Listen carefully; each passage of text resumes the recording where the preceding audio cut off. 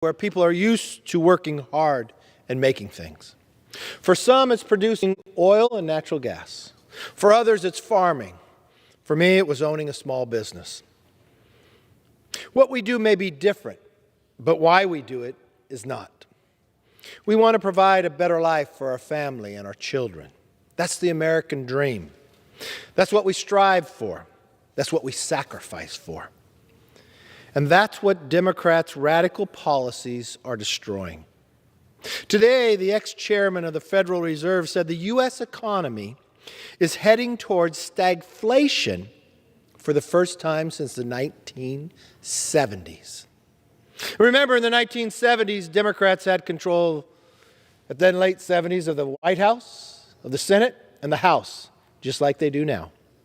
The CEO of Goldman Sachs also said that the risk of falling into a recession is very, very high. Did you ever think that would happen in just 1 year of one-party rule? The last time we went through stagflation was in the 1970s, after an oil supply shock. And today, Democrats' radical policies are leading to a similar shock in the terms of energy. Since April 2021, prices have risen at least 5% every month. And this year, under one-party control, prices have risen at least 7% for 5 consecutive months. Now, what does that mean to the average American? Well, it means to every single American. In gas cost alone, families will pay an extra $2,000 this year to fill up at the pump. That's $2,000, Mr. Speaker. That's money that could have been used for a children's education, summer vacation, or just paying the house payment or rent. Democrats are presiding over one of the costliest years in recent history. And the next year could even be worse. Americans need stable, competent leadership that understands the problems our country is facing. Want to lower the gas prices? Republicans' answer is to unleash American energy. Democrats' answer is to hire another six-figure, out-of-touch Washington bureaucrat who has never run a business to tell people who work for a living what to do. Or just what the president did just a week ago.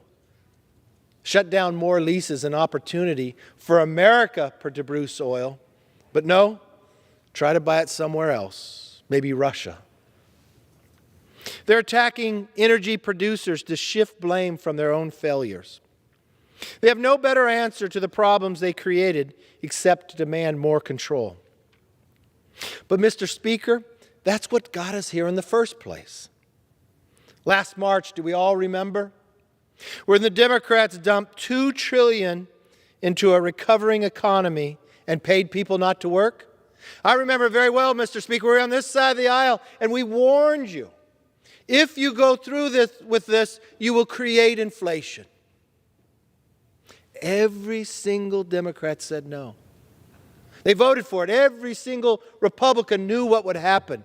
And they said no, they believed in the American people. Don't punish them. Don't cost them more.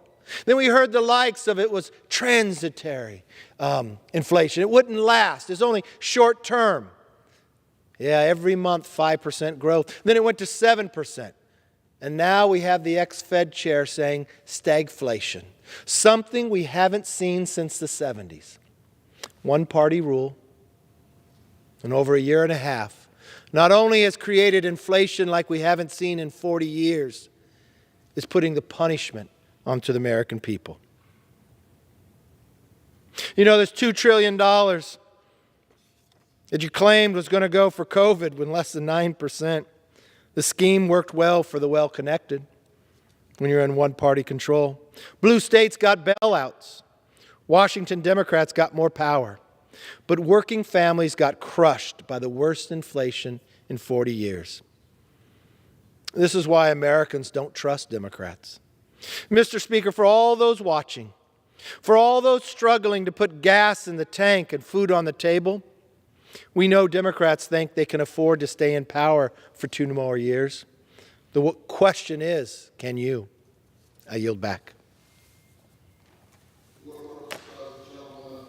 I seek recognition.